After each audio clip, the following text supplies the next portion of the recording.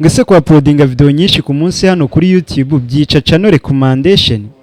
Ngese iyo uploadinze video nyinshi bituma izo washyizeho kare zitarebwa.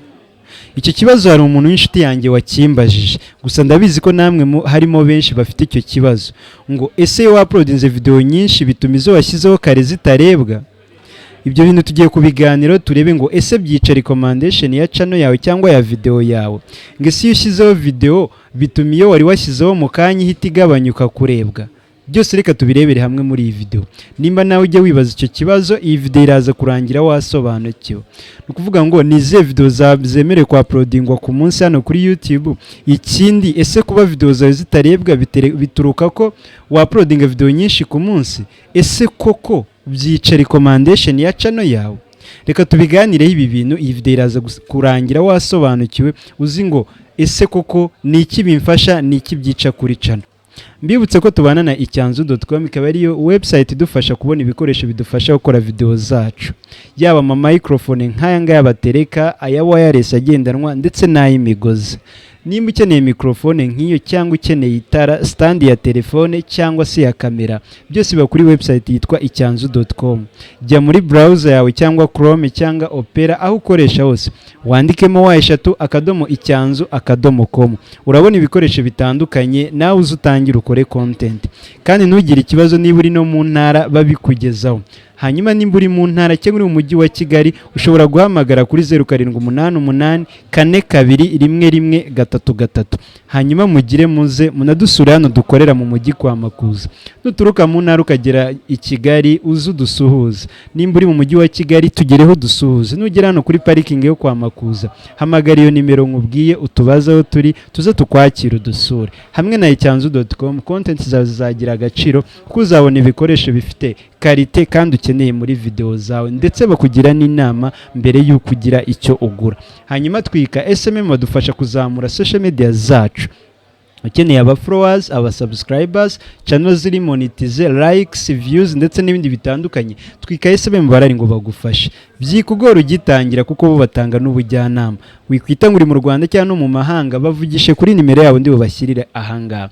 Baragufasha, barahari ku bwanyu, baguhe channel monetize, bakugira inama y'uburyo wazamura social media zawe, baguhe aba followers kuri social media TikTok, Facebook ndetse n'andi atandukanye. Nimero yabo ndi bushyire hano, uze kuyihamagara cyangwa yandikire kuri WhatsApp, bahite bagufasha. Website yabo ni wa3.twika.smm.com, naho bagufasha.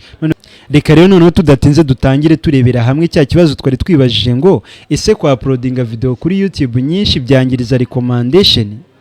Nukuvuga ngo ntago byangiriza recommendation ya YouTube, kubera ko recommendation ya YouTube ukuntu ikora ndaje mbibabwira. Ahubwo umva ikintu cyangirika wowe muri wowe uri gukora izo video. Iyo uri kwa uploadinga video nyinshi ku munsi, utakaza karite ya video wajya guha abantu. Urumva nimba ku munsi usabwa kwa uploadinga video 10, biraza gutuma nimba uri umwe ushobora kuza kwicara ugatekereza content ariko ukayibura umwanya wo kuyigira gute, kuyikoraho research, bikaza gutuma utakaza karite n'agaciro kakabaye kajya muri video yawe. Nimba waactinga, ushobora kuza kuactinga ibice 10 bikaza kugera ku gice cya 8 wananiwe, bikaza gutuma udakina comedy ifite umwimerere nk'iyo usanzwe ukina. Ikindi kintu cyangirika kuri wowe ni ikintu kijyanye no gutegura title na cover ya video yawe. Kubera ingano ya video uri gushyiraho ku munsi, ntabwo ushobora kugira amahirwe n'umwanya wo gutekereza cover ikwiriye nziza ndetse na title nziza washyira kuri video. Ni ukuvuga ngo nimba wahereye mu gitondo, bigera nimugoroba ugenda utakaza karite. Ibyo wakoze mu gitondo uri concentre, bigera nimugoroba watangiye kubitakaza.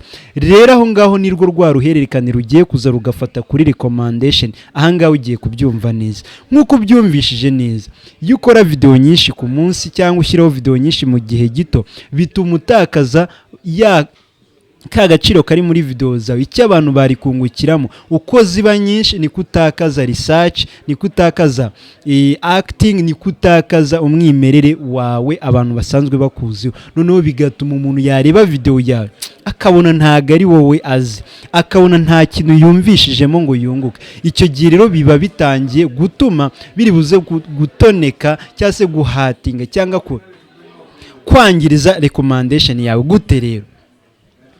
ubundi YouTube kugira ngo irekomandinge video bituruka ko n'abayibonye bayikunze bayishimye.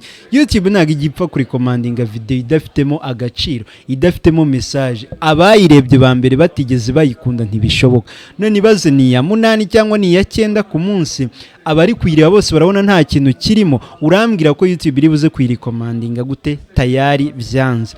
Ariko ku muntu ufite ubushobozi bwo gukora izo video akazikora zifite agaciro, zirimo byuje bya bintu byose, YouTube iri tayari kurekomandinga, kuko iyo igendera ku amasinyari avuga ngo abayirebye 5 barayikunze, bivuze ko yafasha n'abandi 5 cyangwa n'abandi 10, ikaguma yoherereza abantu. Nukuvuga ngo nimba bari kuyireba ntibayikunde, bivuze kuri gukata icyo twita recommendation ya video zawe. Ndetse namwe mwe benshi wenda mugitangira, wenda tureke n'abari kuvuga ko cyane abavuga ku bijyanye na video nyinshi, nawe iyo ugitangira ugihuzagura kubona ko recommendation yawe biri hasi cyane, biturutse ko YouTube irareba ese uyu muntu afokasinga kuki, ise abantu be barabireba bakabise nibande basubira.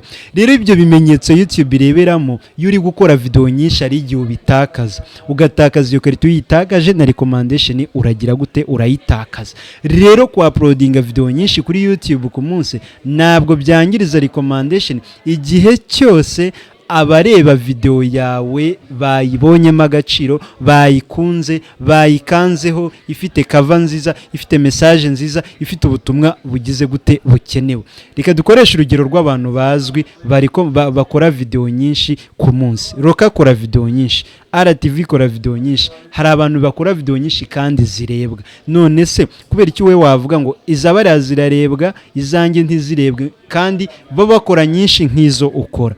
Rero ntabwo recommendation ihagarikwa n'umubare wa video, ahubwo ihagarikwa n'agaciro kari muri video. We nimba uzi kwanariza abantu bawe ikintu bakeneye ukakibaha, bahorana amatsiko. Reka tuze turebe noneho ibyiza byo kwa uploadinga video nyinshi ku munsi. Noneho hano nibwo uri buze guhita uvuga uto okay, kuko tunabonye n'ingero z'abantu babikora. Reka turebe ibyiza byo kugira gute kwa uploadinga video nyinshi ku munsi. Ariko izo video nyinshi ku munsi mvuga ni zirimo karite, ni zitatandukire ngo zitakaze niche yawe cyangwa cya kintu abantu bakuzo, ni zikoreye title nziza na cover nziza, ni zifite engagement imeze neza. Ibyiza byazo ni ibi.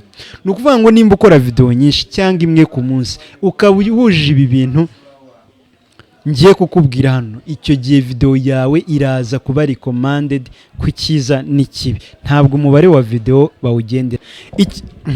Ikintu cya mbere kwa uploadinga video nyinshi kuri YouTube bizagufasha mu gihe uri kubikora byujuje bya bintu tuvuze ruguru, title, karite n'ibintu nk'ibyo nyine by'agaciro kari muri video, harimo kubaka icyo twita loyalty hagati yawe n'abantu basanzwe bakureba. Bwabo cya cyizere abantu bagira gute bakuziho cyase bakumva, urumva bahora hafi, uhora ubaha update, uhora ubaha ibintu bakeneye.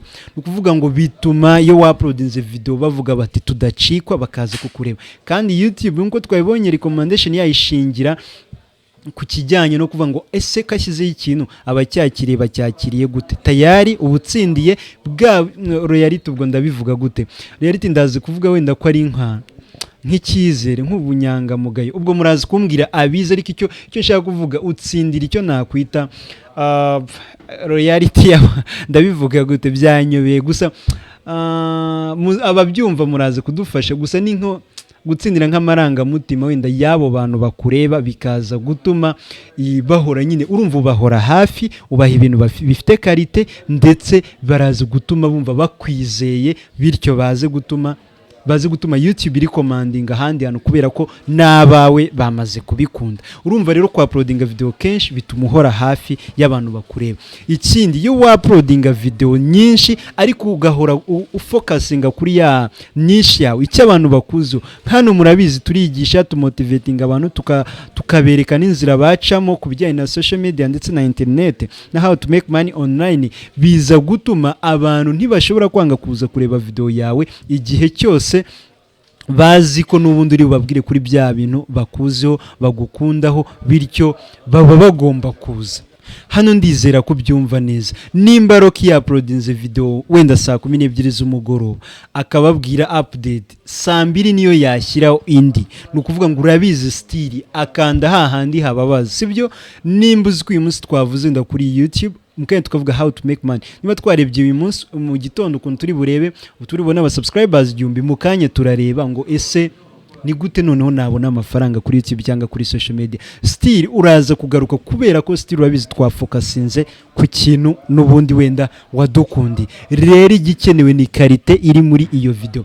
Ikindi kintu yugerageza ukoptimizinga cyangwa se ugatuma cover yawe ndetse na title yawe biri hejuru, bituma urushaho na description yawe, bituma urushaho kuguma abantu uba approachinga, ndetse na YouTube kuko ibiri gutanga amahitamo menshi ku bantu kuri channel yawe, bituma bigufasha mu kuzamura channel yawe ugereranyije n'umuntu wakora video imwe mu kwezi cyangwa mu cyumweru.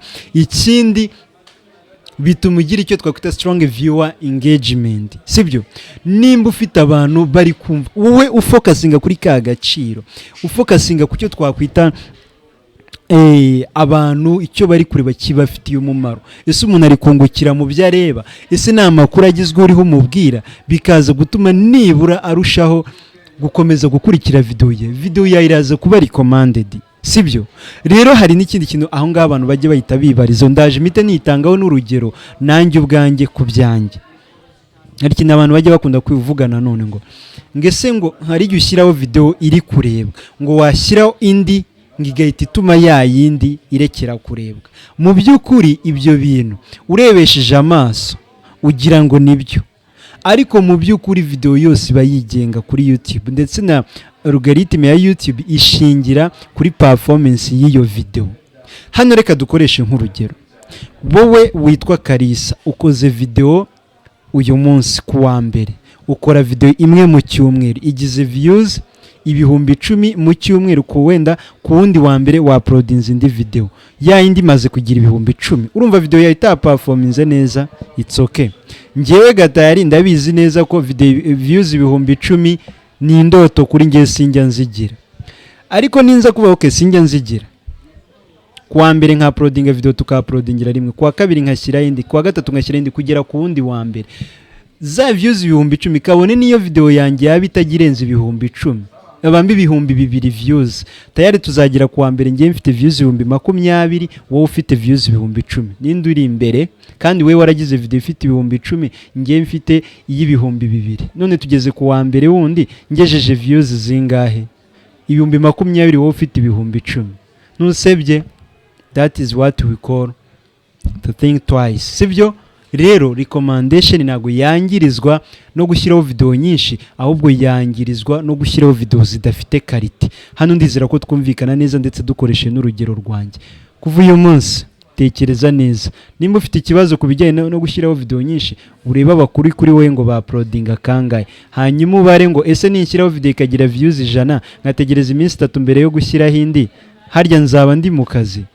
Ahubwo iyo minsi 3 wakabaye ushyiraho izindi video, wegerageza muri video yawe habe harimo ibyo abantu bakeneye bituma babikunda, noneho YouTube ikabisharinga abandi. That is ni gutyo bikora, sibyo? Nimba hari icyo ukuye muri iyi video kandi like sharinge bagenzi bawe, turahurira mu gitondo mu yizindi video. Hano umunebwe ntabwo ari buze kugendana nanjye kuko ndi tayari kuguha ibindi kandi bikenewe. Reka dure mu video taha. Ciao ciao.